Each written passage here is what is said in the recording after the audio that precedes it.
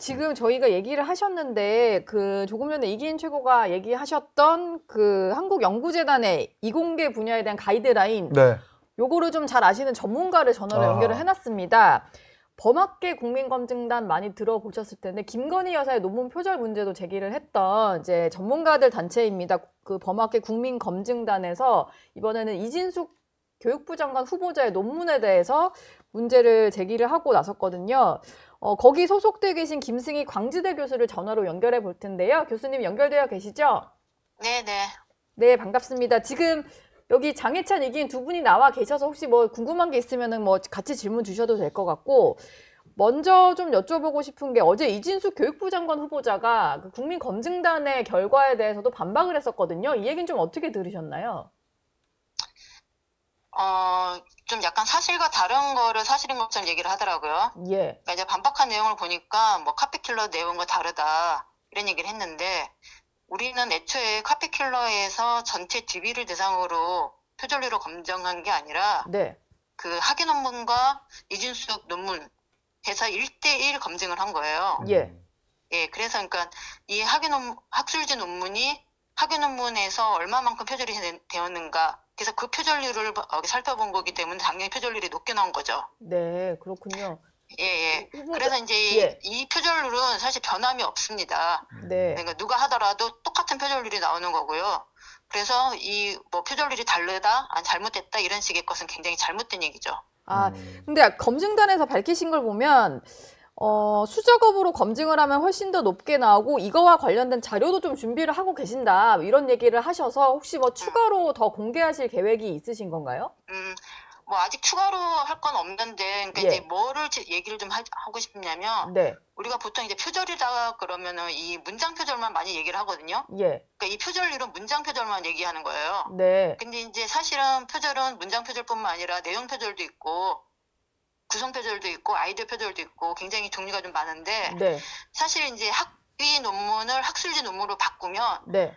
기본적으로 내용 표절이 될 수밖에 없어요. 같은 내용이기 때문에. 네.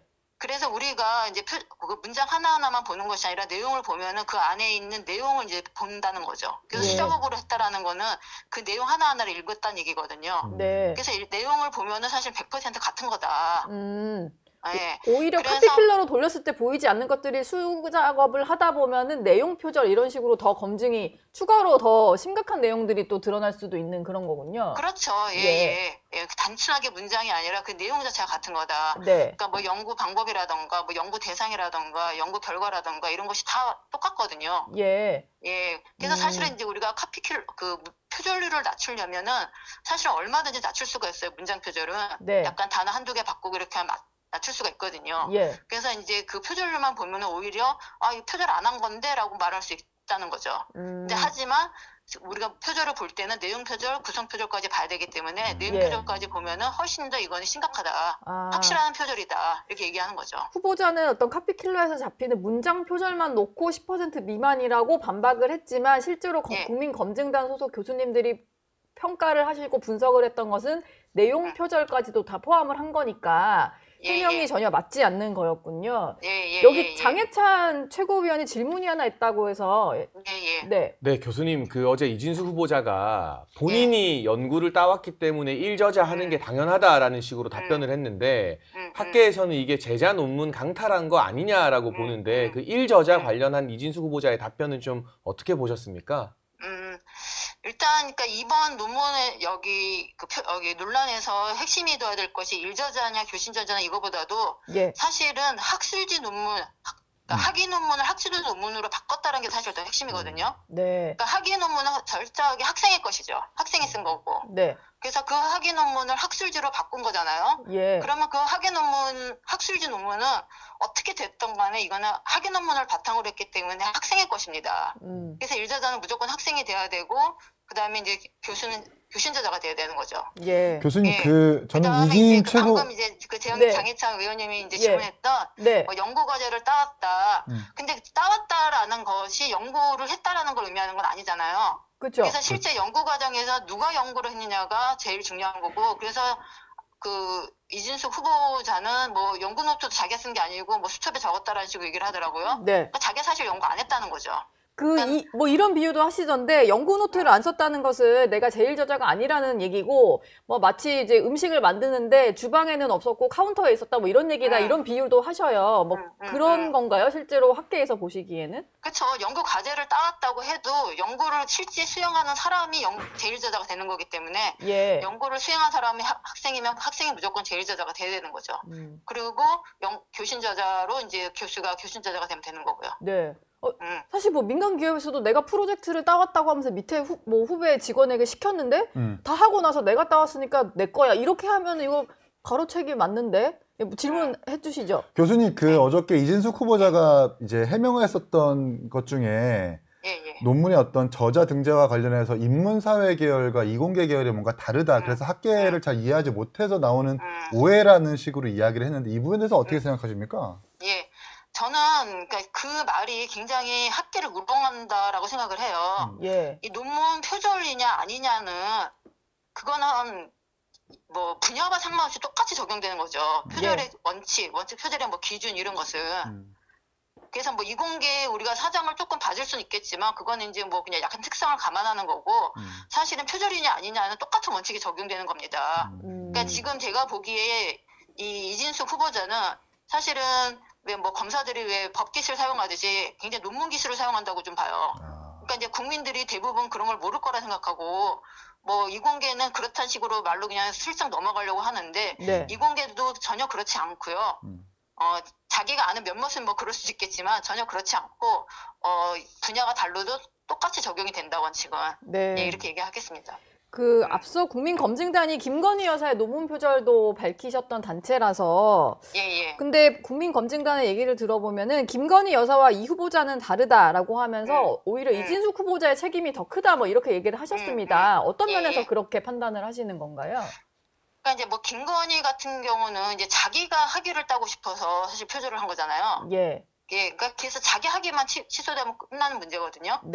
근데 이제 이 이진숙 후보는 굉장히 상습적으로 자기가 일저자로 올리면서 자기가 논문을 다 주도한 것처럼 지금 다 학술지 논문이 실은 거예요. 그래서 만약에 이제 학위 논문을 학술지를 실었는데 일저자로 실었다. 그러면은 학위 논문 자체도 자기가 쓴 꼴이 되는 거잖아요. 네, 그렇죠. 그러면 이제 학생의 학위 논문을 사실상은 다 취소하는 게 마땅한 거죠. 이진숙의 말이 사실이라면.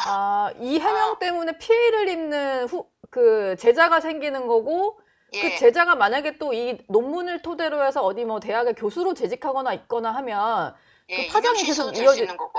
그렇군요. 그러니까 엄격하게 따지면 훨씬 더 문제가 커질 수 있는 거예요. 본인이 자꾸 썼다, 내가 일저자다 이렇게 얘기하면 할수록 학생들에게 더 큰 피해가 가는 거죠.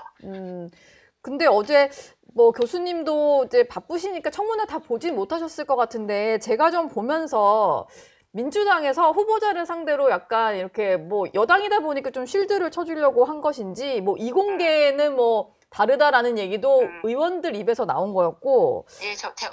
저는 그 부분을 봤습니다. 보셨군요. 어제 검증단에서도 성명 내신 걸 보니까 민주당의 이런 좀 이중적인 태도를 좀 지적을 하셨던데. 좀 어떠셨어요? 민주당의 질의 모습. 그러니까 뭐 이런 식의 잣대를 대면 안 되는 거죠. 엄격하게 잣대를 대야 되고 그리고 원래 교육이라는 것이 정치적 중립성을 갖고 있는 거잖아요. 그러니까 뭐 여당을 위해서 교육이 있거나 야당을 위해서 교육이 있는 게 아니라 그러니까 교육은 우리가 뭐 맨날 백년지 얘기다 그래서 항상 일관되게 어떤 원칙하에서 교육은 진행이 돼야 되기 때문에 어떤 정치적 입장을 위해서 교육이 있는 게 아니거든요. 그래서 우리가 철저하게 공정하고 객관적인 잣대로 이것은 이렇다 저것은 저렇다고 얘기를 해줘야 되는 거죠. 그래서 이제 어제 민주당의 태도는 사실 그래서 굉장히 실망스럽다 얘기하고 사실 이 논문 문제뿐만 아니라 모든 것에서도 사실 이 이준석 후보자가 답을 한 게 거의 없잖아요. 그래서 뭐 교육 현안에 대해서도 좀 쩔쩔매기도 하고. 그러니까 이제 뭐 한 보름 정도 이 청문회 준비를 했을 텐데 아마 제가 보기에는 기본적인 이 교육에 대한 개념이 머릿속에 없기 때문에 아무리 주변에서 뭐 이러이러한 내용을 설명해줘도 아마 입력이 안 됐을 것 같아요. 그러니까 본인 스스로가 교육에 대한 교육에 대한 어떤 고민도 없고 교육자로서 어떤 자질도 없고 더더군다나 이 교육부 장관으로서 자질은 없다라는 것을 어저께 청문회를 통해서 여실히 드러났다고 봅니다. 마지막으로 짧게요. 혹시 그러면 범학계 국민검증단이 앞으로 뭐 이진숙 후보자에 대해서 좀 추가로 뭐 조치를 하실 내용이 있을까요? 저희가 뭐 일부러 나서서 사실 할 필요는 없다고 보거든요. 저희는 객관적 자료로 일단 다 제시를 했기 때문에. 네. 근데 만약에 이제 더 자꾸 이제 검증단이 뭐 결과를 믿을 수 없다던가 뭐 이런 식의 이제 얘기가 나오면 저희가 더 이제 정말 소상히 다 그냥 100% 그냥 자료를 다 공개할 수밖에 없는 거죠. 알겠습니다. 지금까지 범학계 국민검증당의 김승희 교수를 전화로 연결했습니다. 교수님 감사합니다. 예, 감사합니다. 저희 영상 많이 시청해 주시고요. 좋아요, 구독, 댓글, 알림 설정 꼭 부탁드리겠습니다.